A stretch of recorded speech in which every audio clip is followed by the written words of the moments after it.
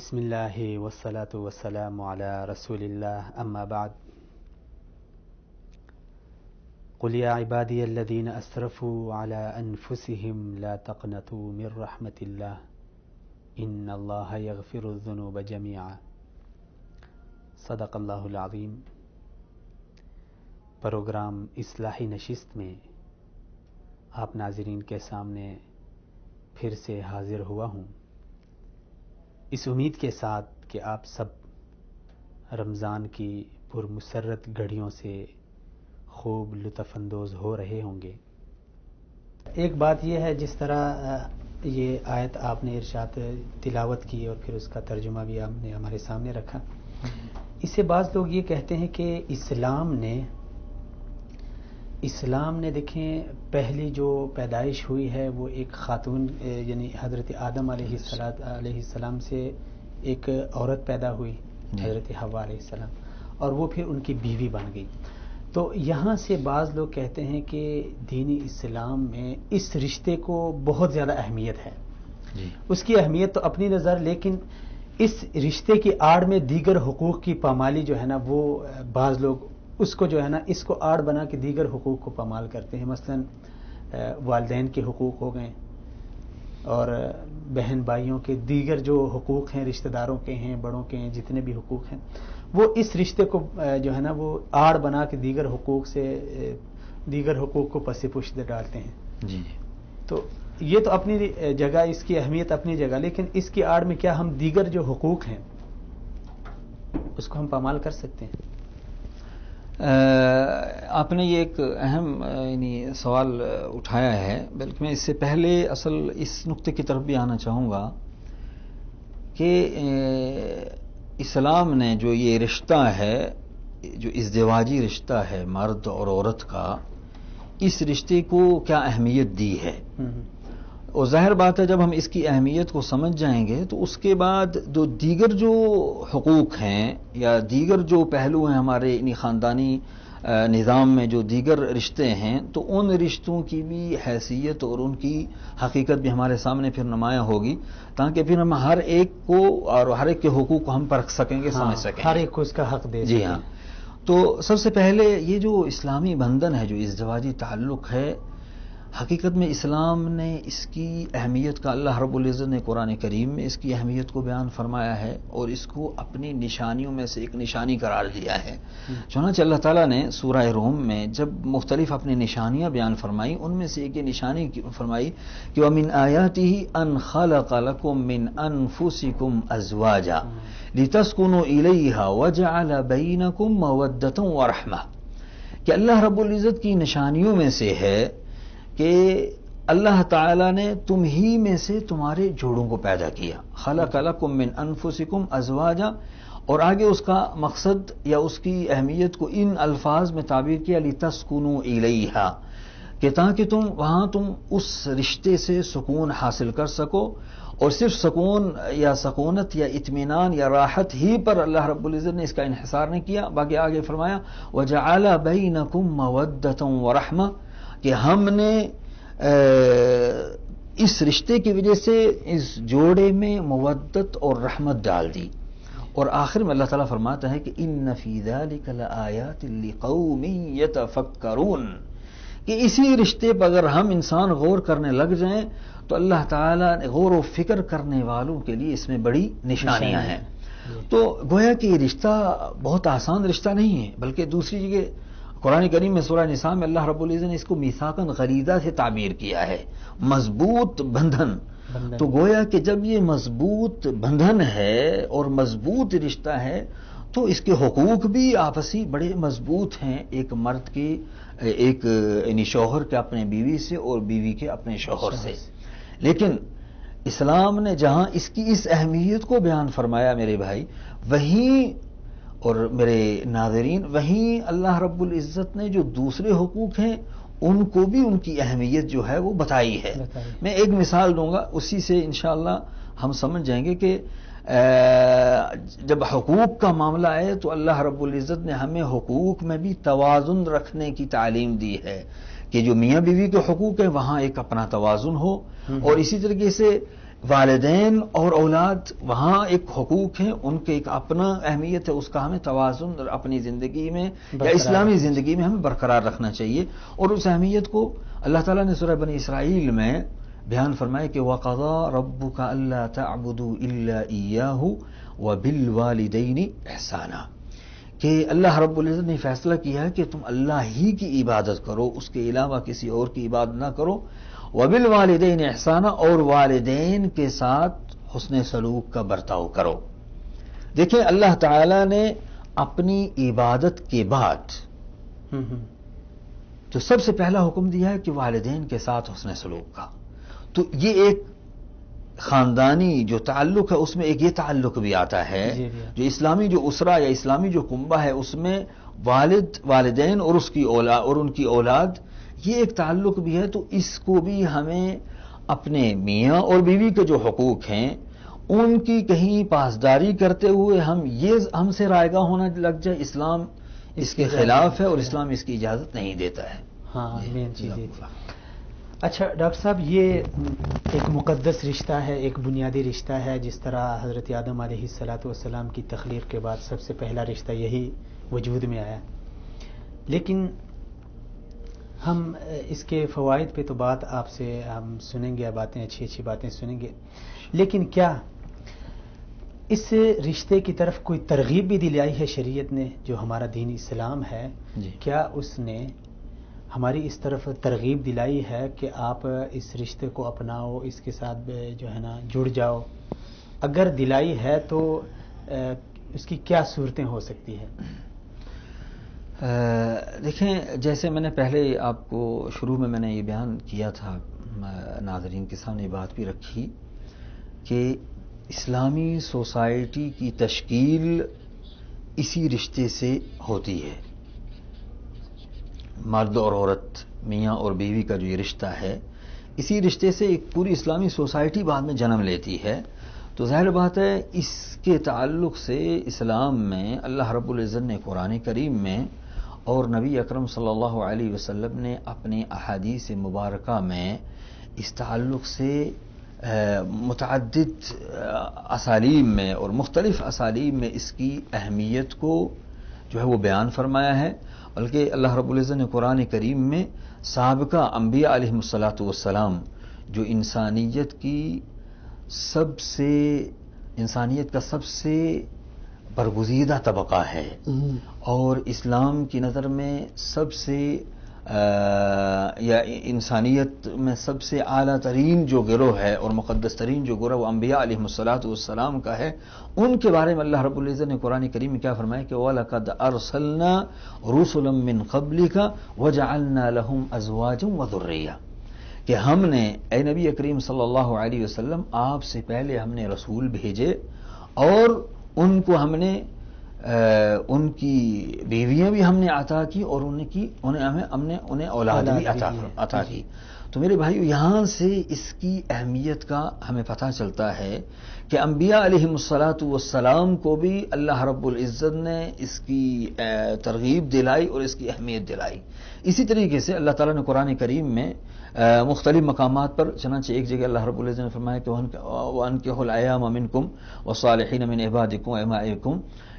کہ تم جو بھی غیر شادی شدہ ہیں تم ان کی شادی کراؤ. اور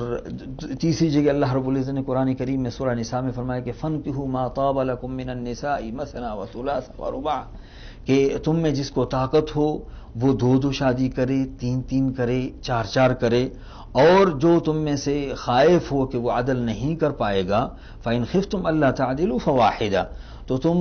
ایک سے شادی کرو. تو گویا کہ اللہ تعالیٰ نے قرآن کریم میں اس چیز کی ہمیں ترغیب دلائی شادی کے تعلق سے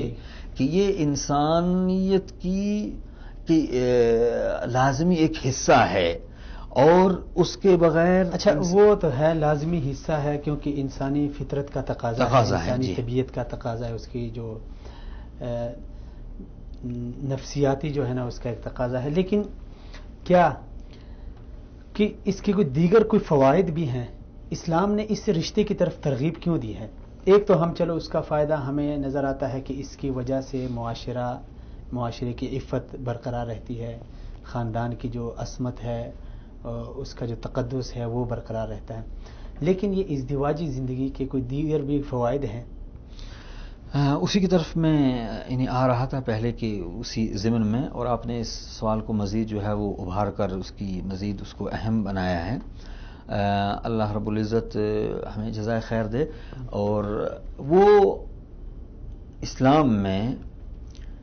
اگر ہم اس رشتے کی جو اہمیت ہے، اسی اہمیت کے پیش نظر اس کے فوائد کو ہم دیکھیں تو حقیقت میں اسی سے اس رشتے کی اہمیت مزید اجاگر جو ہے وہ ہوتی ہے. سب سے پہلے سب سے پہلا جو فائدہ میں آپ کے سامنے یا اس سے ازدواجی تعلق جو سب سے پہلا مقصد ہے، وہ جو انسانی طبیعت اور فطرت میں اللہ رب العزت نے جو نفسانی جو خواہشات رکھی ہیں، اس کو منظم کرنا اور اس کو جائز اور حلال طریقے سے استعمال کرنا، اس کا سب سے پہلا مقصد ہے اس ازدواجی تعلق کا. اور اسی سے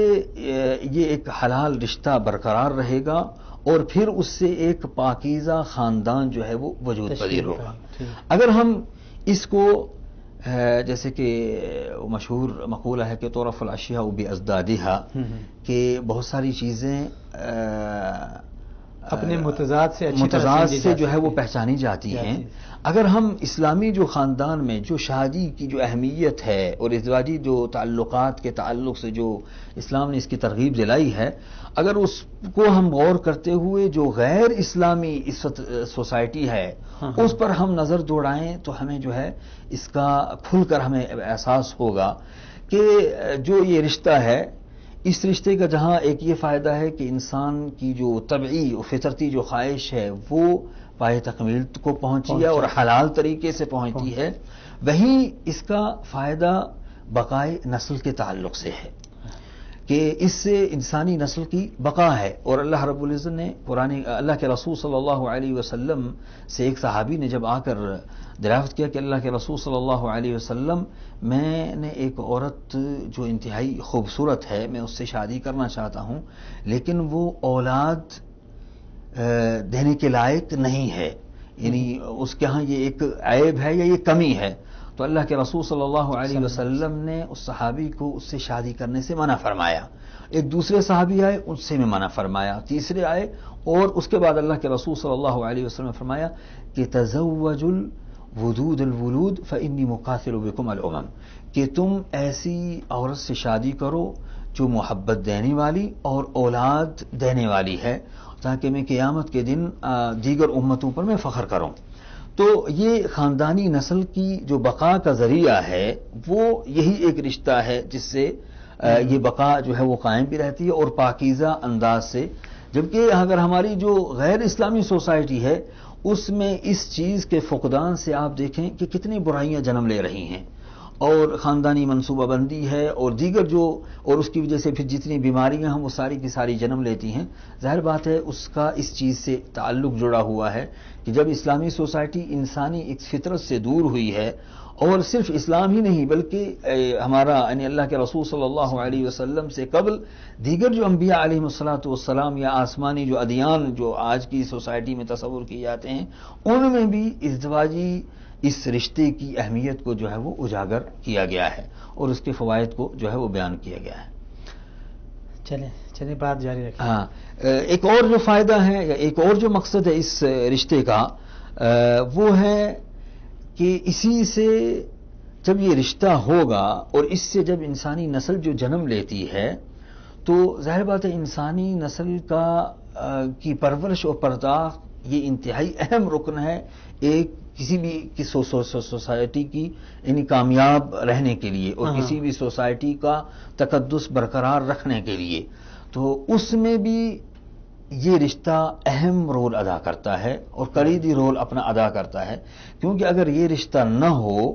تو جو اولاد جنم لے رہی ہے یا انسانی جو ظاہر بات ہے اس کی پرورش کرنے والا کوئی نہیں ہوگا، یا جب یہ رشتے ٹوٹیں گے اور یہ برقرار نہیں رہتے ہیں جیسے کہ ہم یورپ میں یا دیگر غیر اسلامی جو سوسائٹیاں اس میں ہم دیکھتے ہیں، تو ظاہر بات ہے جو اولاد آگے پروان چڑھتی ہے وہ انسانی جو اخلاقیات ہیں، اسلام کی تو دور کی بات ہے، جو انسانی جو اخلاقی قدریں ہیں ان سے بھی وہ دور ہو کر جو ہے وہ رہ جاتے ہیں۔ ہاں، زبردست۔ آپ نے ڈاکٹر صاحب یہ بات کی اور بیچ میں آپ نے رسول اکرم صلی اللہ علیہ وسلم کی ایک حدیث بھی سنائی کہ آپ صلی اللہ علیہ وسلم نے صحابی کو فرمایا کہ تزوج الودود الولود، جی، کہ ایسی خواتین کے ساتھ شادی کا رشتہ رکھو کہ وہ محبت دینے والی ہو اور زیادہ بچے دینے والی ہو، یا الولود کا معنی یہی میں نے ٹھیک کیا، بچے۔ لیکن آج جو ہمارے معاشرے میں جو مختلف تنظیمیں ہیں یا جو این جی اوز ہیں جو مختلف شکل صورت میں منظر عام پہ آتے ہیں، جن کا نعرہ یہی ہوتا ہے کہ بچے دو ہی اچھے اور چھوٹا خاندان زندگی آسان، اس کو آپ کس نظر سے دیکھتے ہیں؟ یعنی جو آپ منصوبہ بندی کے اوپر لوگوں کو ابھار رہے ہیں اور جو کہتے ہیں کہ زیادہ بچے دیں گے تو ماں کی صحت خراب ہوگی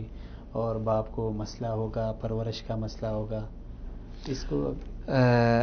دیکھیں، اس کو اسلامی نقطہ نظر کے بیان کرنے سے ہمیں پہلے اس نقطے پر غور کرنے کی ضرورت ہے کہ آخر یہ تحریک کیوں چلائی جا رہی ہے۔ چاہے وہ، بلکہ میں اس کو غیر اسلامی ملکوں کی بات نہیں کر رہا ہوں، بلکہ اسلامی ملکوں میں بھی، ہمارے اپنے اسلامی ممالک میں بھی اس کی باقاعدہ تحریک چلائی جاتی ہے۔ ہاسپٹلوں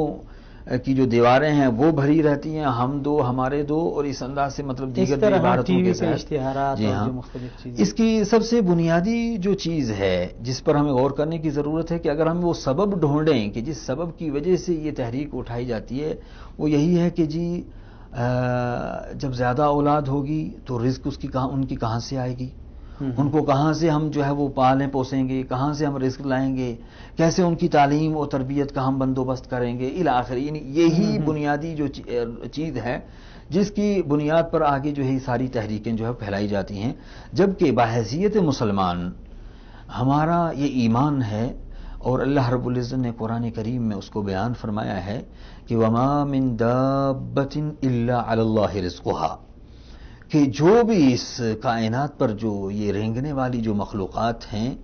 ان کا رزق اللہ رب العزت پر ہے۔ دوسری جگہ سورہ ذاریات میں اللہ رب العزت نے قرآن فرمایا کہ ان اللہ هو الرزاق ذو القوة المتین،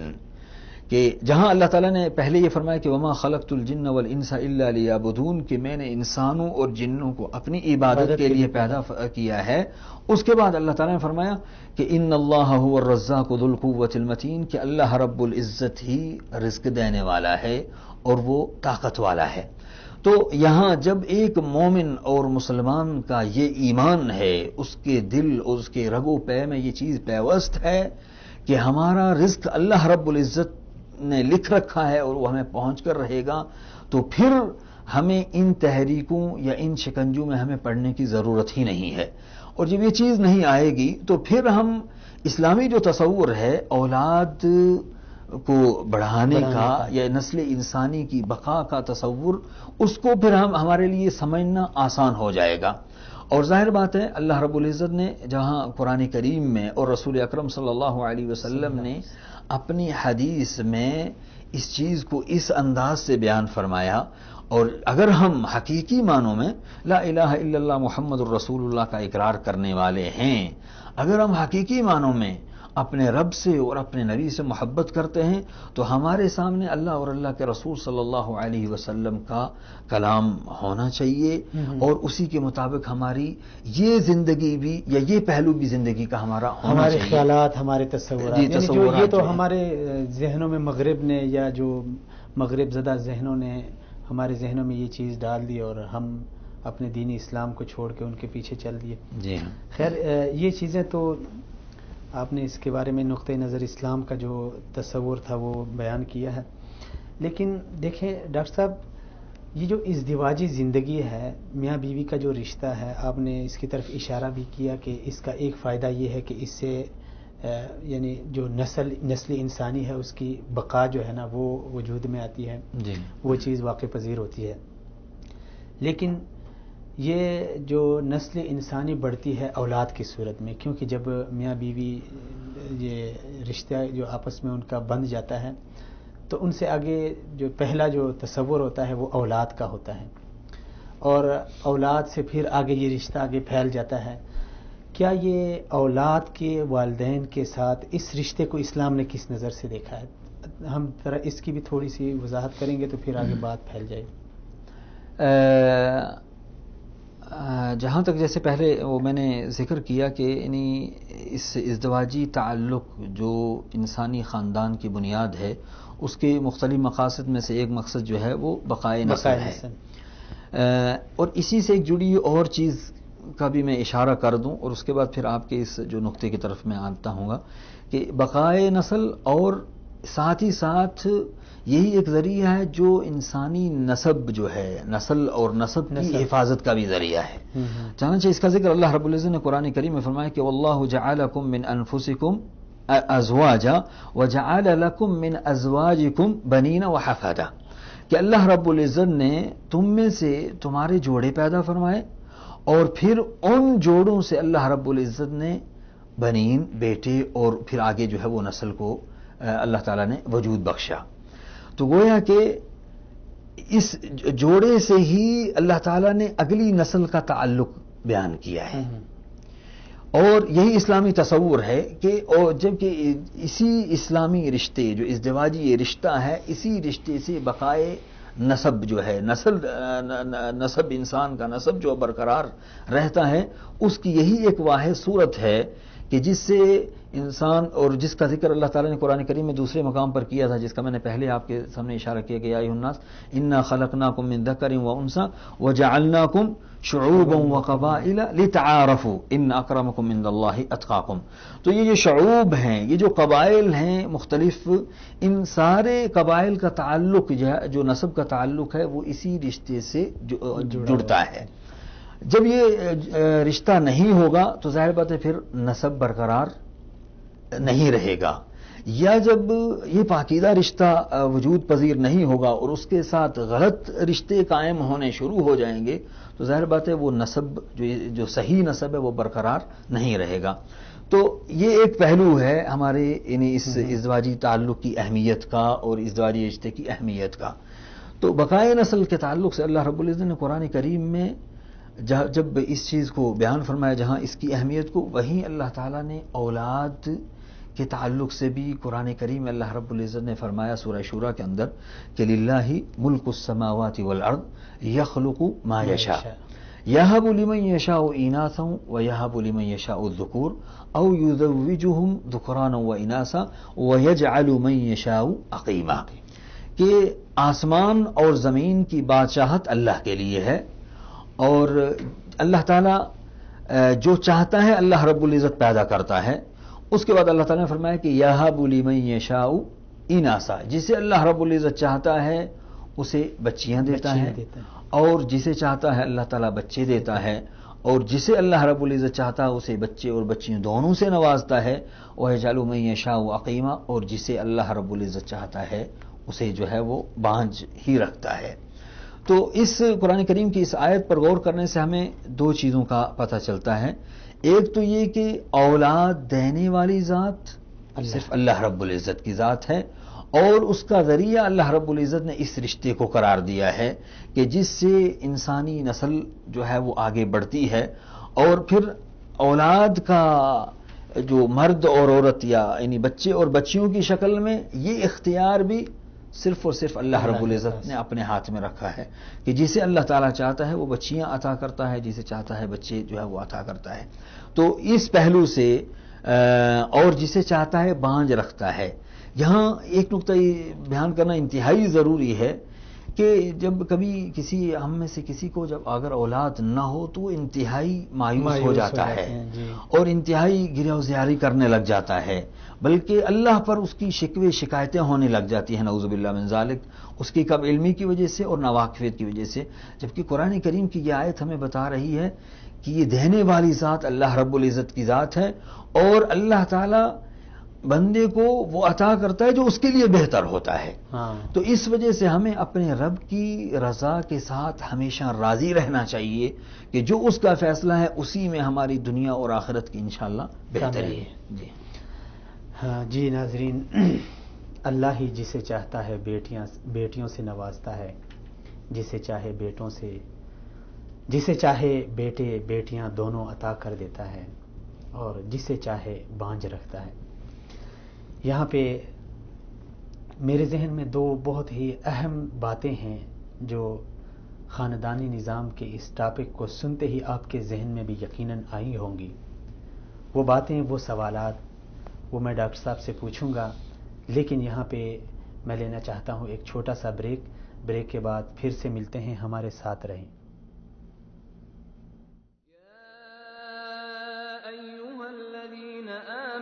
كتب عليكم الصيام كما كتب على الذين من قبلكم لعلكم تتقون. على الآيات والذكر وفي فيض من العطر هنا رمضان مدرسة تنير مآثر الفكر. على الآيات والذكر وفي فيض من العطر هنا رمضان مدرسة تنير مآثر الفكر. هنا رمضان مدرسة تنير مآثر الفكر. رنگ رنگ در رنگ رنگ تیرے رنگ رنگ مولا رنگ تیرے رنگ رنگ تیرے رنگ رنگ تیرے رنگ رنگ تیرے رنگ تیرے رنگ رنگ تیرے رنگ رنگ یہ رنگ رنگ مولا رنگ رنگ تیرے رنگ رنگ تیرے رنگ رنگ تیرے رنگ رنگ تیرے رنگ. ہر سو ہر جا ہر سو ہر جا تیرے رنگ رنگ تیرے رنگ رنگ تیرے رنگ رنگ تیرے رنگ رنگ. تو نے عطا کیا میں نے بھلا دیا تو نے پھر سے دیا نا شکر کیا نا شکر کیا تو نے اور دیا دیتا ہی گیا منہ موڑ دیے دریا کے میں نے ہوا میں اڑنا سیکھ لیا میں نے ہوا میں اڑنا سیکھ لیا. میری اگلی نظر ستاروں پر پھر بھی میں تیرے سہاروں پر تیرے رنگ رنگ تیرے رنگ رنگ تیرے رنگ رنگ رنگ رنگ مولا رنگ رنگ تیرے رنگ رنگ تیرے رنگ رنگ تیرے رنگ. میں جہاں بھی جاؤں دنیا میں تیرے جلوے میرے سنگ سنگ تیرے رنگ رنگ تیرے رنگ رنگ تیرے رنگ رنگ تیرے رنگ. میں ذات پات میں اونچ نیچ میں اور فرقوں میں بٹا ہوا میں ذات پات میں اونچ نیچ میں اور فرقوں میں بٹا ہوا. جو سچائی کو دھندلا دے دل ایسی گرد سے اٹا ہوا. شکوہ نہیں جسم کی مٹی سے پر روح بھی اب بےتاب نہیں. تیرے حکم پہ چلنا ایک طرف تیرا نام بھی لینا یاد نہیں تیرا نام بھی لینا یاد نہیں تیرا نام بھی لینا یاد نہیں. کم سے کم مجھ کو لوٹا دے وہ روح اور جسم کی جنگ جنگ تیرے رنگ رنگ تیرے رنگ رنگ تیرے رنگ رنگ تیرے رنگ تیرے رنگ رنگ تیرے رنگ رنگ تیرے رنگ رنگ تیرے رنگ. اللہ رنگ رنگ تیرے رنگ رنگ تیرے رنگ رنگ تیرے رنگ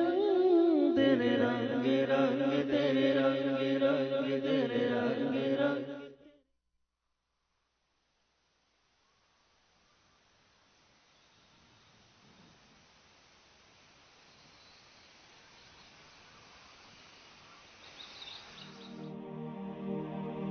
على الآيات والذكر وفي فيض من العطر هنا رمضان مدرسة تنير مآثر الفكر. على الآيات والذكر وفي فيض من العطر هنا رمضان مدرسة تنير مآثر الفكر هنا رمضان مدرسة تنير مآثر الفكر المؤمنین سیدہ خدیجۃ الکبریٰ رضی اللہ تعالی عنہا کی وفات 10 رمضان المبارک ہجرت سے 3 سال قبل حضور اکرم صلی اللہ علیہ وسلم کی پہلی زوجہ محترمہ، سب سے پہلے اسلام قبول کرنے والی خاتون، اسلام اور مسلمانوں کی عظیم محسنہ ام المؤمنین سیدہ خدیجۃ الکبریٰ رضی اللہ تعالی عنہا کا یوم وفات ہے۔ حضرت خدیجۃ الکبریٰ رضی اللہ تعالی عنہا کا جس سال انتقال ہوا، مسلمانوں نے اس سال کا نام شدت غم کی وجہ سے عام الحزن رکھا۔ فتح مکہ کے لیے لشکر اسلام کی روانگی 10 رمضان المبارک 9 ہجری مدینہ منورہ سے رسول اللہ صلی اللہ علیہ وسلم کی معیت میں مجاہدین اسلام کا لشکر عظیم مدینہ منورہ سے فتح مکہ کے لیے روانہ ہوا اور طویل سفر کے بعد 20 رمضان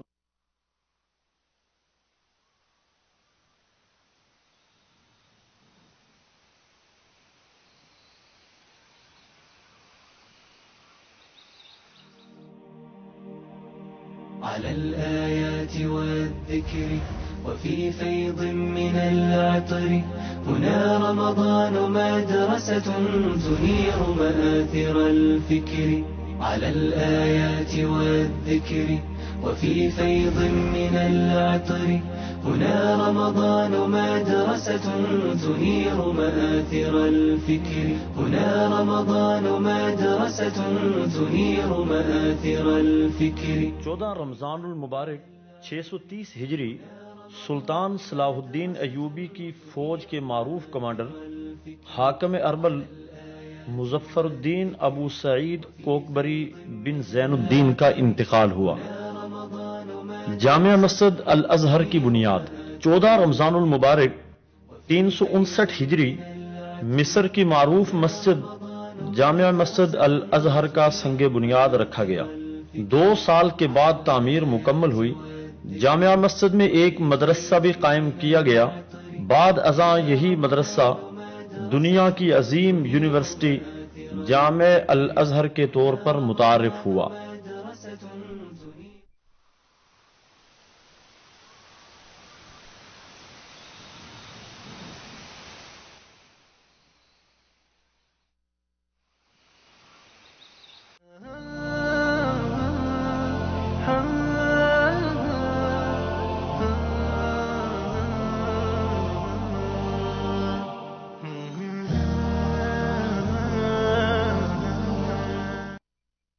اہلاً و مرحبا ناظرین، ایک بار پھر سے آپ سب کو خوش آمدید۔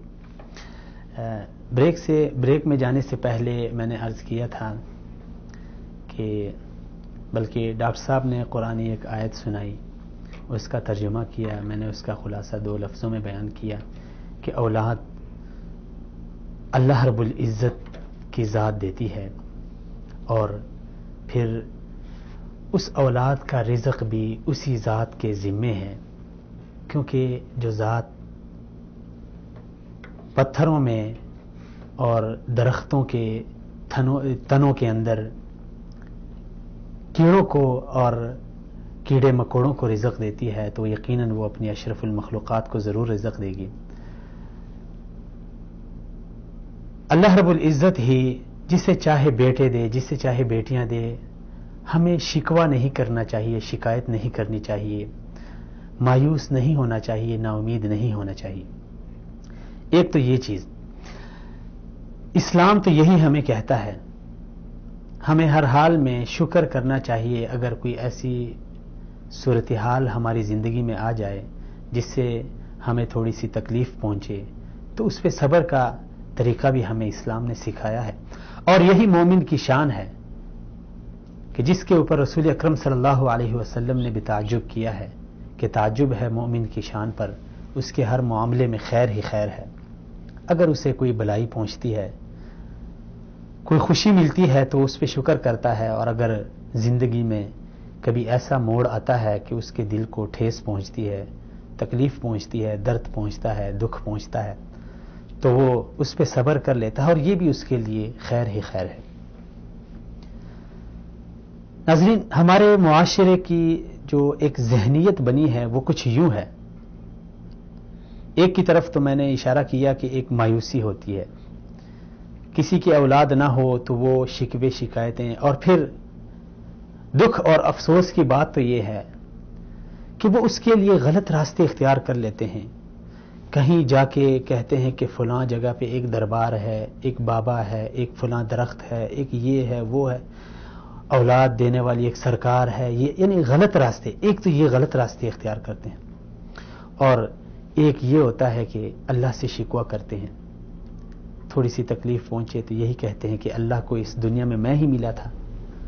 یہ بیماری کے لیے میں ہی ملا تھا، یہ مصیبت کے لیے میں ہی ملا تھا۔ یہ بعض ایسی چیزیں ہوتی ہے، بات مختصر سی ہوتی ہے، لیکن ہو سکتا ہے ہماری اس مختصر بات کی وجہ سے ہمارا ایمان چلا جائے، ہمارا عقیدہ بگڑ جائے۔ دوسری بات اس کے لیے ضروری یہ ہے کہ ہم اسلام کا مطالعہ کریں۔ اسلام کا جب مطالعہ کریں گے، قرآن و حدیث کا مطالعہ کریں گے، اس کو سمجھیں گے، تو ہمیں نہ شکایت ہوگی نہ شکوہ ہوگا۔ ایک اور بات جو ہمارے معاشرے کی ذہنیت ہے وہ یہ ہے کہ ہمارا معاشرہ جس طرح پہلے عرب معاشرے میں تھا جہالت میں، کہ وہ بیٹیوں کو عار تصور کرتے تھے، اپنے لیے عیب تصور کرتے تھے، ایک اپنے زندگی میں ایک بوجھ اسے تصور کرتے تھے۔ خیر ان میں تو جہالت بہت ہی زیادہ تھی کہ وہ اس بوجھ سے جان چھڑانے کے لیے اسے زندہ ہی درگور کرتے تھے، لیکن وہی ذہنیت ہمارے معاشرے میں بھی کچھ پروان چڑھی ہے۔ اگرچہ بیٹیوں کو زندہ تو درگور نہیں کیا جاتا، لیکن اس نعمت خداوندی کی پیدائش پہ بہت ہی مایوسی کا اظہار کیا جاتا ہے، نا امیدی کا اظہار کیا جاتا ہے، دکھ اور درد کا اظہار کیا جاتا ہے، اور اسے برا خیال کیا جاتا ہے۔ اب آتے ہیں ہم ڈاکٹر صاحب کی طرف کہ اس کے حوالے سے اسلام نے ہمیں کیا تربیت دی ہے، ہماری کیا تربیت کی ہے۔ کہ یہ تو بات اٹل بات ہے کہ اولاد اللہ نے دینی ہے، جسے چاہے بیٹے دے بیٹیاں دے، لیکن بیٹیوں پہ ہمارے معاشرے میں جو ایک دکھ درد کا اظہار ہوتا ہے، یہ کس حد تک ہمارا یہ دکھ درد صحیح ہے یا نہیں ہے؟ اگر صحیح ہے تو کیسے صحیح ہے، اگر نہیں ہے تو کیسے صحیح ہے؟ اور دوسرا اس کا حل یہ ہے کہ قرآن و سنت میں یہ جو عظیم نعمت ہے بیٹیوں کی صورت میں، اس کی کیا اہمیت ہے اور اس کی تربیت کی جو کتنی ضرورت ہے، اور اس کی تربیت کی، بیٹیوں کی تربیت کی کتنی فضیلت ہے، اگر ہم اس کو جانیں گے تو یقیناً مجھے امید نہیں بلکہ یقین ہے کہ ہمارے معاشرے کی یہ ذہنیت جو ہے نا، اس سے ہمارے معاشرے کی جان چھوٹ جائے گی اور ہم اس سے چھٹکارا پا لیں گے۔ تو ڈاکٹر صاحب آپ اس کی تھوڑی سی وضاحت کریں، جس طرح میں نے معاشرے کی ایک عکاسی کی ہے۔ ایک تو ایک غلط راستے اختیار کر لیتے ہیں، وہ تو چلیں ہم اس کو اگر خاندانی نظام میں اگر نہ بھی لائیں، لیکن خاندانی نظام میں ایک ہمارے معاشرے میں یہ بات بہت ہی قابل غور ہے، جس کی اصلاح کی ضرورت ہے کہ اولاد میں سے بیٹے تو ہر کسی کو پسند ہے، لیکن جب کسی کے گھر، میں ڈاکٹر صاحب آپ کو اپنی یعنی گاؤں کی، اپنے خاندان کی بات بتاؤں، میرا ایک کزن ہے تو اس کی تقریباً 8-9 بیٹیاں ہیں، اور ایسی صورتحال ہے جب 5-6 بیٹیوں کے بعد اس کی بیٹی پیدا ہو رہی ہے تو ان کے گھر میں ایک ماتم ہوتا ہے۔ یعنی ان کے ساتھ میری کئی بار بحث بھی ہو چکی ہے کہ یہ آپ کیا کر رہے ہو، لیکن معاشرے کی ایک ایسی ذہنیت بنی ہے، اب سمجھ نہیں آ رہی کہ ان کو ان کی فضیلت کا پتہ نہیں ہے، علم نہیں ہے، یا جو اس نعمت خداوندی کا احساس نہیں ہے کہ اس نعمت کی کتنی اہمیت ہے، اس کی تربیت پہ ہمیں والدین کو کیا ملتا ہے کیا نہیں ملتا۔ تو یہ کیوں اس طرح اسلام یہ ہمارے معاشرے کی ذہنیت بنی ہے، اور اس کا حل کیا ہے؟ اس کو ہم کیسے، ہم اس سے ایسے لوگوں کی ہم جو ہے نا وہ تربیت کر سکتے ہیں، ان کا ذہن جو ہے نا ہم بدل سکتے ہیں؟ یہ انتہائی ایک اہم سوال ہے آپ کا، اور انتہائی اہم بلکہ ایک المیہ ہے اس وقت ہماری اسلامی سوسائٹی کا بن چکا ہے۔ حقیقت میں اگر دیکھا جائے تو ہمارے ہاں جو تصور ہے یعنی بر صغیر ہند و پاک میں،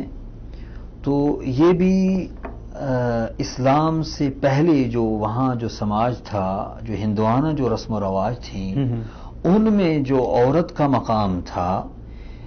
جس ذلت کے ساتھ عورت کو رکھا جاتا تھا، تو اسی کی دین یا وہی سلسلہ جو ہے وہ مطلب چلا آ رہا ہے آگے بھی نسلی طور پر. اور عرب کا ذکر تو اللہ رب العزت نے قرآن کریم میں کیا ہے کہ وَإِذَا بُشِّرَ أَحَدُهُمْ بِالْأُنْثَىٰ ظَلَّ وَجْهُهُ مُسْوَدًّا وَهُوَ كَظِيمٌ، کہ جب انہیں بچی کی خوشخبری دی جاتی تھی تو ان کا چہرہ جو ہے وہ کالا پڑ جاتا تھا اور غصے کی حال کی وجہ سے خاموشی طاری ہو جاتی تھی، مطلب غصے کی وجہ سے وہ کچھ کہنے کے لائق نہیں رہ پاتے تھے. تو عرب کے مزاج کی عکاسی تو یہ قرآن نے کر دی، اور یہی حال ہماری پرانی تہذیبوں کا بھی ہے. ہمارے بر صغیر کی تہذیب جو ہے وہاں بھی یہی حال تھا، تو جس کا اثر آج بھی ہمارے معاشروں میں جو ہے وہ پایا جاتا ہے.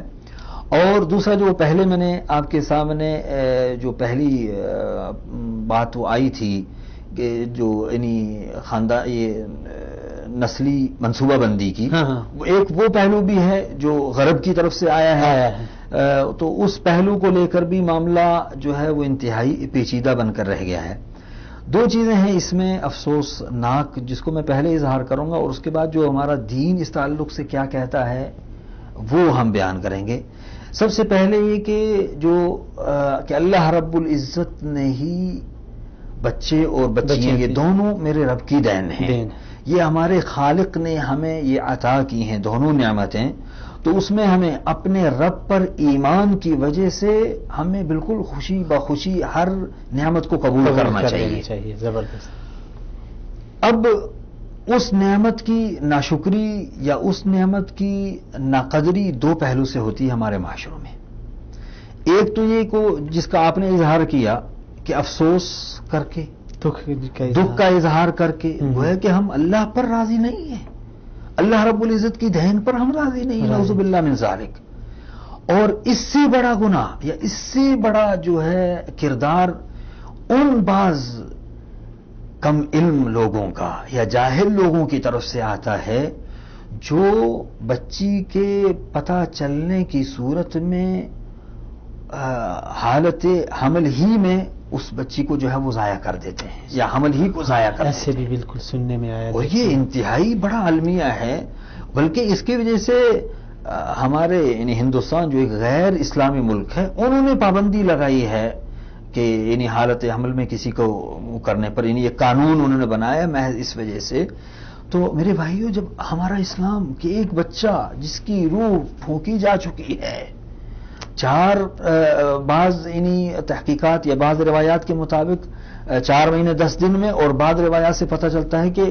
40 دن کے بعد ہی بچے کی جو ہے وہ پرورش و پرداخت اس انداز سے ہونے لگ جاتی ہے کہ جس میں روح کے اثرات جو ہے وہ آ جاتے ہیں. 40 دن کے بعد ہی بعض روایات یا بعض محققین علماء جو اس کی تفصیلات بتاتے ہیں. اور دوسرے قول کے مطابق 4 مہینے یا 10 دن، اس کے بعد ایک مکمل بچہ اس کی ماں کے پیٹ میں ہوتا ہے. تو اس کو ضائع کرنا گویا کہ ایک آدمی کا قتل ہے، ایک انسان کا قتل ہے. تو ایک تو یہ اس کی یعنی اس چیز اور اس کی وعید جو کسی کا جان بوجھ کر قتل کرنا، یہ انسانیت کا قتل اللہ تعالیٰ نے قرار دیا ہے. تو اس پہلو کو بھی ہمیں پیش نظر رکھنا چاہیے. تو یہ تو 2 پہلو ہوئے جو افسوسناک ہیں، جس کو میں نے اظہار کیا اپنے ناظرین کے سامنے، جو ہمارے معاشروں میں بدقسمتی سے پائے جاتے ہیں. لیکن ہمارا اسلام اس تعلق سے کیا کہتا ہے، آئیں ذرا اس پر بھی ہم غور کریں کہ اللہ رب العزت نے نبی کریم صلی اللہ علیہ وسلم کے ذریعے سے ایسے لوگوں کو کتنی عظیم خوشخبری سنائی ہے کہ جن کو اللہ تعالیٰ نے بچیاں دی اور ان بچیوں کی جو ہے اس نے اچھی تربیت کی. چنانچہ حضرت ابو سعید خدری رضی اللہ تعالیٰ عنہ کی روایت ہے، ابو داود اور دیگر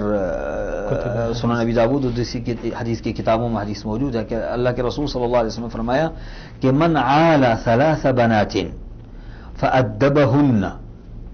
وزوجهن وَأَحْسَنَ إِلَيْهِنَّ فَلَهُ الْجَنَّةُ. اور دوسری روایت میں اس میں ثلاث بنات کا تعلق ہے، 3 بیٹیوں کا، اور دوسری روایت میں 2 بیٹیوں کا بھی ذکر ملتا ہے اور ساتھ ہی ساتھ 2 بہنوں کا بھی، کہ جس کو اللہ رب العزت نے 3 بیٹیاں یا 2 بیٹیاں یا 2 بہنیں عطا کیں، فَأَدَّبَهُنَّ، اور ان کی اچھی تربیت کی اس نے، مطلب والدین نے ان بچیوں کی اچھی تربیت کی، وَزَوَّجَهُنَّ، اور پھر جب وہ شادی کے مرحلے میں پہنچی تو ان کی شادی کرا دی، فَأَحْسَنَ إِلَيْهِنَّ، اور ان کے ساتھ اچھا برتاؤ کیا، تو اللہ کے رسول صلی اللہ علیہ وسلم کی زبان مبارک سے نکلنے والے یہ کلمات ہیں، فَلَهُ الْجَنَّةُ، اس کے لیے جنت ہے. سبحان اللہ. یعنی اس سے بڑھ کر اور کیا خوشخبری ہو سکتی ہے اس والد اور اس والدہ کے لیے. اور بڑی بدقسمتی کی بات یہاں بات نکل گئی کہ 2 جو اور افسوسناک پہلو جو میں نے آپ کے سامنے ذکر کیا، اور تیسرا پہلو بھی ہے کہ جس بیوی سے اللہ تعالیٰ اگر بچیاں ہی دیتا تو اس بیوی سے نفرت ہونی شروع ہو جاتی ہے، نعوذ باللہ من ذالک. اور بلکہ اس کو، اور اچھے بڑے پڑھے لکھے ہمارے طبقوں میں تانے طنز ان کو جو ہے وہ جھیلنے پڑتے ہیں. جس لڑکی یا جس عورت یا جس بیوی سے اللہ تعالیٰ کسی کو بچیاں دے رہا ہے تو اس کو کتنے تانے اور طنز جو ہے وہ سننے پڑتے ہیں، جبکہ دینے والی ذات اللہ کی ہے، اس میں نہ مرد کا اور نہ عورت کا کوئی تعلق ہے. تو اس پہلو کو بھی ہمیں پیش نظر رکھنا چاہیے. اور اللہ کے رسول صلی اللہ علیہ وسلم کی ایک یہ خوشخبری جو میں نے آپ کے سامنے، ایک اور دوسری خوشخبری میں سنانا چاہوں گا جو حضرت عقبہ بن عامر رضی اللہ تعالی عنہ سے مروی ہے. وہ فرماتے ہیں کہ اللہ کے رسول صلی اللہ علیہ وسلم نے فرمایا کہ من کان لہ 3 بنات، کہ جس کو اللہ تعالیٰ نے 3 بیٹیاں دیں، فصبر علیہن، ان پر اس نے صبر کیا. صبر کے، اور یہ صبر بڑا عمومی لفظ ہے، اس میں بہت ساری چیزیں داخل ہو جاتی ہیں. اس پہلو سے کہ اللہ تعالیٰ نے اسے اگر بچے نہیں دیے ہیں، بیٹا نہیں دیا اور بچیاں ہیں، تو اس پر بھی وہ باخوشی جو ہے اس کو وہ قبول کر رہا ہے، اس پر بھی وہ صبر کیے ہوئے ہیں. اور پھر جو معاشروں میں، جو انسانی جو معاشروں میں جو عورتوں یا بچیوں کی وجہ سے جو مصائب یا جو پریشانیاں انسان کو کبھی نہ کبھی جھیلنی پڑ جاتی ہیں، ان پر وہ صبر کرتا ہے. اور آگے اللہ کے رسول صلی اللہ علیہ وسلم نے فرمایا وَأَطْعَمَهُنَّ، ان کو کھلایا، وَسَقَاهُنَّ، ان کو پلایا، وَكَسَاهُنَّ، ان کو پہنایا، اپنے دیے ہوئے جو اللہ تعالیٰ نے ان کو مال تھا، مِن جِدَتِهِ كُنَّ لَهُ حِجَابًا يَوْمَ الْقِيَامَةِ مِنَ النَّارِ. سبحان اللہ. کہ قیامت کے دن وہ جہنم سے ڈال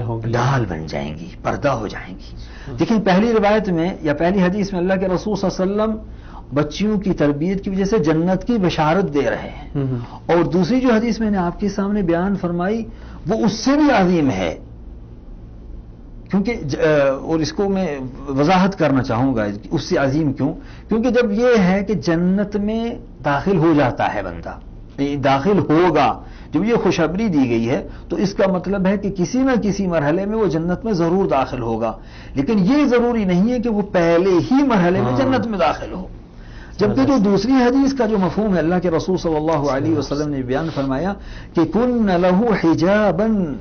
یوم القیامت من النار، کہ وہ قیامت کے دن پردہ ڈھال ہو جائیں گی، پردہ بن جائیں گی جہنم. تو گویا کہ اس کے لیے جہنم ہے ہی نہیں ہے. تو اتنی عظیم خوشخبریاں میرے ناظرین اللہ تعالیٰ نے نبی کریم صلی اللہ علیہ وسلم کی زبانی ہمیں اپنی بیٹیوں اور بہنوں کے تعلق سے دی ہیں. تو ہمیں اللہ رب العزت کا شکر ادا کرنا چاہیے کہ اللہ تعالیٰ نے یہ ہمیں نعمت دی ہے، اور دعا کرنی چاہیے. اس میں کوئی شک نہیں ہے کہ جب اگر اللہ تعالیٰ نے جس کو بیٹیاں دی ہیں وہ ضرور یہ دعا کرے کہ اللہ تو ہمیں ان کی اچھی تربیت کرنے کی توفیق عطا فرما. اس پرفتن ماحول میں، جس ماحول میں ہم جی رہے ہیں، جہاں بے روی عام ہو چکی ہے اور ایسے وسائل عام ہو چکے ہیں جس سے انسانی اخلاقی قدریں جو ہیں وہ دھاؤ پر لگی ہوئی ہیں، تو اس میں ہمیں یہ خصوصی دعا کرنی چاہیے والدین کو رات کے آخری پہر میں اٹھ کر اذان اور اقامت کے درمیان میں اور دیگر جو قبولیت کے اوقات ہیں ان میں دعا کرنی چاہیے کہ اللہ رب العزت ہمیں اپنی ان بیٹیوں کی اچھی تربیت کی توفیق عطا فرمائے تاکہ اللہ تعالیٰ ان کو ہمارے لیے جہنم سے ڈھال بنائے اور جنت میں داخلے کا ذریعہ بنائے۔ بہت شکریہ، بہت نوازش ناظرین، آپ نے بہت ہی اچھی اور زبردست باتیں سنی۔ ہمارے پاس ٹائم تھوڑا کم رہ گیا ہے اور باتیں بہت زیادہ ہیں، لیکن یہاں پہ ایک ضروری سوال میں ڈاکٹر صاحب سے پوچھنا چاہتا ہوں۔ ڈاکٹر صاحب، دیکھتے ہیں ہم رسول اکرم صلی اللہ علیہ وسلم کی زندگی ہمارے لیے آئیڈیل ہے، اسوہ حسنہ اللہ رب العزت نے اسے قرار دیا ہے۔ آپ کی زندگی کو اپنانا، آپ کی سنت کو اپنانا، آپ کی ہر عادت کو اپنانا یہ ہمارے لیے ضروری ہے۔ اب اگر یہ خاندانی نظام کے حوالے سے ہم رسول اکرم صلی اللہ علیہ وسلم کی زندگی اس پہلو سے دیکھیں تو ہم دیکھتے ہیں کہ رسول اکرم صلی اللہ علیہ وسلم کی جو 11 ازواج مطہرات تھی ان میں سے اکثریت ایسوں کی تھی کہ جو پہلے بیوہ رہ گئی تھی، بیوہ ہو گئی تھی، یا ان کو طلاق ہو گئی تھی، یا کوئی اس طرح صورتحال۔ لیکن ہمارا معاشرہ بالکل، مجھے تو کوئی ایسا نظر نہیں آ رہا کہ اس سنت پہ عمل کیے ہوئے ہیں، یا جس طرح صحابہ کرام کی زندگیوں میں بھی ہم دیکھتے ہیں، صحابہ کرام جاتے تھے جہاد میں، شہید ہوتے تھے تو پیچھے ان کی اولاد کی کفالت اور ان کی بیواؤں سے شادی کرنا، یہ اس معاشرے کا ایک اہم جز تھا اور اسے اچھا تصور کیا جاتا تھا۔ لیکن آج کل اگرچہ ہمیں اس کی ضرورت بھی بہت زیادہ ہے، لیکن معاشرے کو پتہ نہیں یہ چیز اچھی نہیں لگ رہی،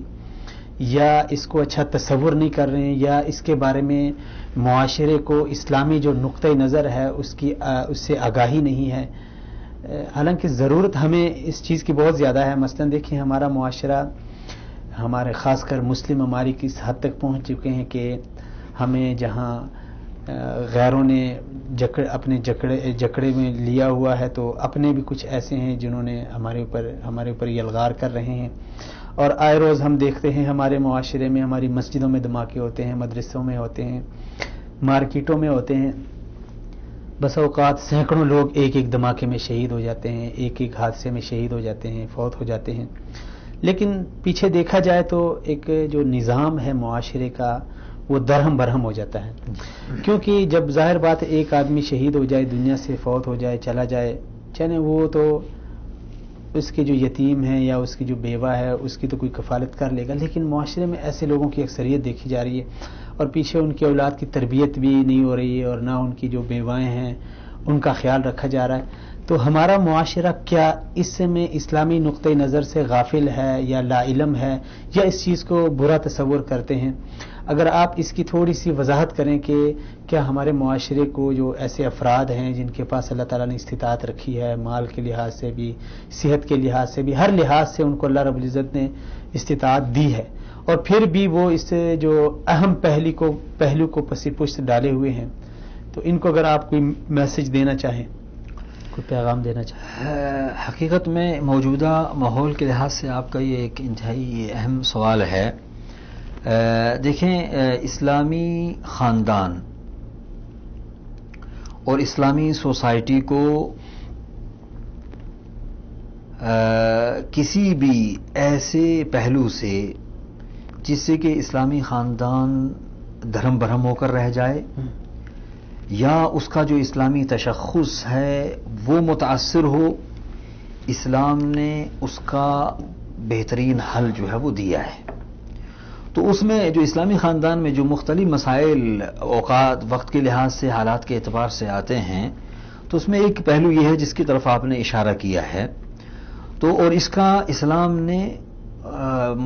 انتہائی اہم جو اس کا اور پیارا حل جو ہے وہ عطا کیا ہے، جو ہم مسلم معاشرے اور ہماری اسلامی سوسائٹی کو اپنانا چاہیے۔ چنانچہ اور اس کو عملی شکل میں اللہ کے رسول صلی اللہ علیہ وسلم اور صحابہ کرام رضوان اللہ علیہ مجمعین کی زندگیوں میں ہم دیکھ سکتے ہیں، اور نظری شکل میں ہم قرآن اور حدیث کو ہم اگر پڑھیں تو اس میں ہمیں ملے گا۔ چنانچہ اللہ تعالیٰ نے، جیسے میں نے پہلے وہ قرآن کریم کی آیت آپ کے سامنے بیان فرمائی تھی، بیان کی تھی سورہ نساء کی، کہ اللہ تعالیٰ نے قرآن کریم میں فرمایا کہ فَانكِحُوا مَا طَابَ لَكُم مِّنَ النِّسَاءِ مَثْنَىٰ وَثُلَاثَ وَرُبَاعَ فَإِنْ خِفْتُمْ أَلَّا تَعْدِلُوا فَوَاحِدَةً۔ اللہ رب العزت نے قرآن کریم میں اس آیت میں ہمیں حکم دیا ہے کہ تم میں جو چاہے جتنا تمہیں میسر ہو وہ دو شادی کریں، یا تین کریں، یا چار کریں، اور 4 جو ہے وہ ایک حد متعین کر دی اسلامی شریعت میں کہ ایک مسلمان 4 سے زیادہ شادی نہیں کر سکتا ہے۔ اللہ کے رسول صلی اللہ علیہ وسلم کو اس تعلق سے خصوصیت اللہ تعالیٰ نے عطا کی تھی جو اس مسئلے میں مستثنی ہے۔ تو اس قرآن کریم کی آیت جو ہے یہ نازل کرنے والی ذات کون ہے؟ اللہ رب العزت کی، جو ہمارا خالق اور مالک ہے، اور قیامت کی صبح تک آنے والی انسانیت کے جتنے بھی حالات ہیں ان کا علم رکھنے والی ذات ہے۔ تو اللہ رب العزت نے جب یہ حکم دیا ہے تو یہ ایسے ہی نہیں دیا کہ صرف ایک خواہشات کو لے کر کہ آدمی جو ہے خواہشات پوری کرنے کے لیے، بلکہ اس حکم دینے کی بہت ساری حکمتیں ہیں جن کو ہم کچھ کو جان بھی سکتے ہیں اور کچھ شاید ہماری علم بھی نہ ہو۔ ان میں سے ایک بنیادی حکمت یہی ہے کہ کسی بھی معاشرے میں ایسے خاندان جہاں کوئی معاملہ درہم برہم ہونے کا معاملہ بن رہا ہے، کہیں اگر متعلقہ ہے کوئی یا بیوہ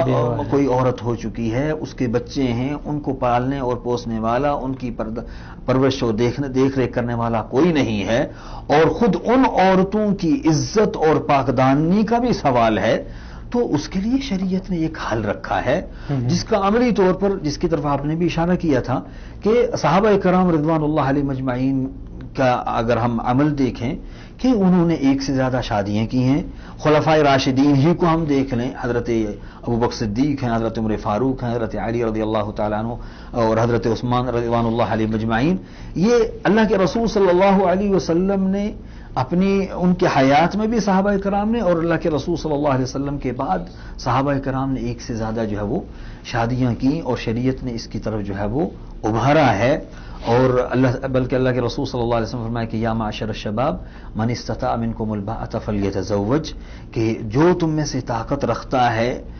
مالی جسمانی تو وہ شادی کرے۔ تو یہ ایک بنیادی حل ہے ہمارے مختلف جو مسائل ہیں، ان مسائل کو اپنے معاشرے کو بہرا روی سے اور اس کو دھرم بھرم ہونے سے بچانے کا، کہ جو ہم میں سے اس چیز کی طاقت رکھتے ہیں کہ وہ عدل و انصاف کا معاملہ بھی کر سکیں، اور جو حقوق ہیں میاں بیوی کے وہ حقوق بھی ادا کر سکیں، تو انہیں چاہیے کہ اس تعلق سے وہ اقدام کریں تاکہ ہمارا معاشرہ بے روی سے بچے۔ استحکام کا اس میں ایک پہلو جو ہے، جی ہاں، اور استحکام کا پہلو جو آئے گا، اور خاندانی تقدس جو ہے وہ برقرار رہے گا، اسلامی تشخص جو ہے وہ بھی نمایاں ہو کر جو ہے وہ ابھرے گا۔ بہت شکریہ، جزاکم اللہ خیر ڈاکٹر صاحب، اللہ تعالیٰ آپ کے علم و عمل میں مزید برکت عطا فرمائے۔ اچھا، ہمارے پاس ابھی ٹائم اتنا نہیں ہے، 5-6 منٹ رہ گئے، لیکن دیکھیں کسی بھی خاندانی نظام کو برقرار رکھنے کے لیے اور پھر خصوصاً معاشرے کو ایک بہتر مستقبل دینے کے لیے، کسی بھی قوم کا بہتر مستقبل، کسی بھی ملک کا بہتر مستقبل، اس کے لیے یہ ضروری ہے کہ ہم اپنے اولاد کی تربیت کی جائے، ہر آدمی اولاد کی تربیت پہ توجہ دے، اگر والدین ہیں وہ اولاد کی تربیت پہ توجہ دے، اگر حکومت ہے تو وہ مدارس کے طلبہ، اسکول کے طلبہ، ان پہ توجہ دے، کیونکہ یہ جو چھوٹی نسل ہوتی ہے یہ کل کی جو ہے نا وہ ایک معمار ہوتے ہیں، کل کے مستقبل کے جو ہے نا وہ لیڈر ہوتے ہیں، آج کے بچے ہوتے ہیں تو کل کے وہ لیڈر ہوتے ہیں۔ تو والدین کو خصوصاً، کیونکہ ابھی ہم حکومت کی طرف نہیں جاتے یا نہ اداروں کی طرف جاتے ہیں، ہمارا جو بات ہماری چل رہی ہے وہ ایک خاندانی نظام میں اس کو ہم منحصر کرتے ہیں، اسی میں اس کو رکھتے ہیں۔ تو خاندانی نظام میں والدین کو کیا یعنی کیسی تربیت کرنی چاہیے تاکہ کل ان کے یہ بچے، کیونکہ وہ کہتے ہیں نا ہماری عام جو لوگ عام زبانوں میں کہتے ہیں کہ جو والدہ ہے خصوصاً گھر میں وہ ایک مدرسے کا مقام رکھتی ہے، کیونکہ یہیں سے اگر وہ بچہ تربیت حاصل کرے گا تو آگے ایک اچھا خاندان، ایک اچھی نسل پھیل جائے گی۔ تو آپ کیا یعنی والدین کو اس خاندانی نظام کو مستحکم کرنے کے لیے کوئی پیغام دے دیں بچوں کے، خصوصاً بچوں کی تربیت کے حوالے سے؟ دیکھیں، جہاں تک اولاد کا تعلق ہے تو اس تعلق سے، انہی تربیت اولاد کے تعلق سے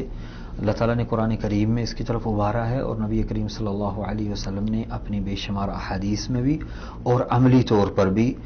میں کوشش کروں گا کہ مختصر سے اس وقت میں چند نمونے بھی آپ کے سامنے بیان کر سکوں. سب سے پہلے اللہ رب العزت نے قرآن کریم میں ہمیں فرمایا کہ یا ایھا الذین آمنوا قوا انفسکم واہلیکم نارا، کہ اے لوگو تم اپنے آپ کو اور اپنے اہل و عیال کو جہنم کی آگ سے بچاؤ.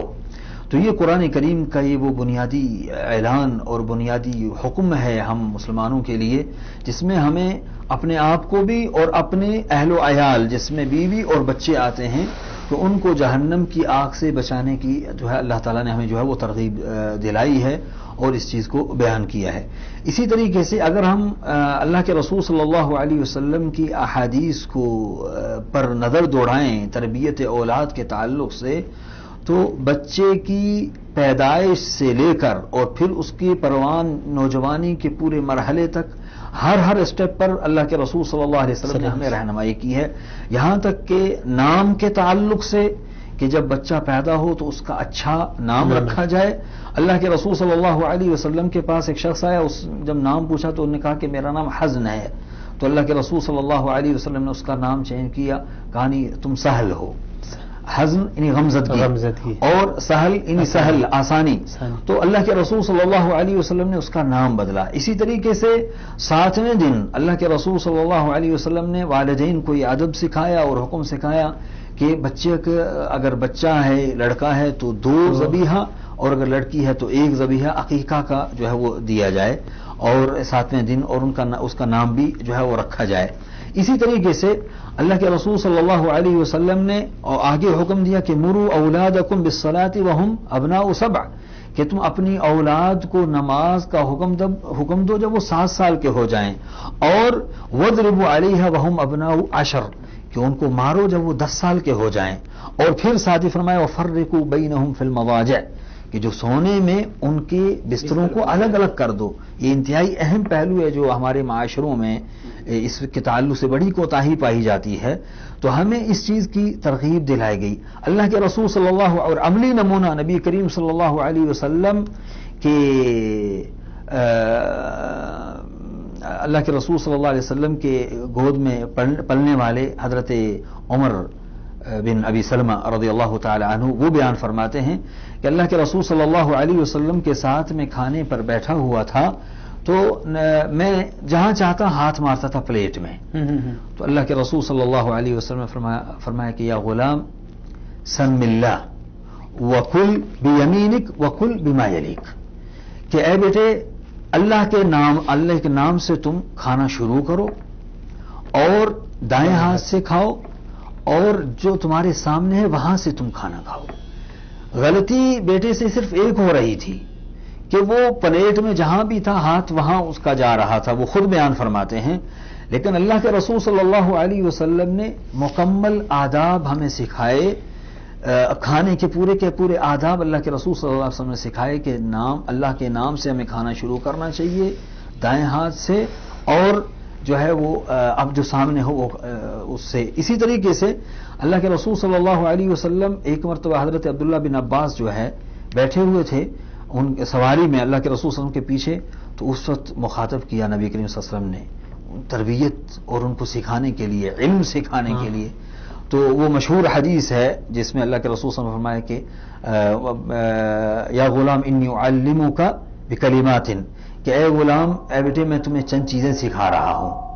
اور اس کے بعد انہوں نے فرمایا کہ احفظ اللہ یحفظک، کہ تم اللہ کی حفاظت. یعنی اس کا مطلب ہے کہ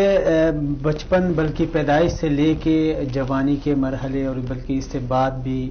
اگر اس میں دیکھا جائے تو میراث کے مسئلوں میں عدل و انصاف، یعنی اولاد کی تربیت کے ساتھ ساتھ ان میں عدل و انصاف اور ان میں یہ تمام چیزیں برقرار رکھنے کے لیے اسلام نے ہمیں بہت زور دیا ہے. ناظرین یہاں پہ ہمارے پاس ٹائم بہت ہی کم بلکہ ختم ہوا چاہتا ہے، اسی لیے میں آخر میں اپنے آنے والے خصوصی اور معزز مہمان ڈاکٹر صاحب کا، ڈاکٹر محمود احمد حفیظ اللہ صاحب کا بہت ہی مشکور ہوں ڈاکٹر صاحب کہ آپ نے اپنا قیمتی وقت نکالا اور قیمتی لمحات آپ نے ہمارے ساتھ گزارے. ناظرین کو اچھی اچھی گزارشات سے آپ نے نوازا. اللہ تعالیٰ آپ کے علم و عمل میں مزید برکت فرمائے. یہاں پہ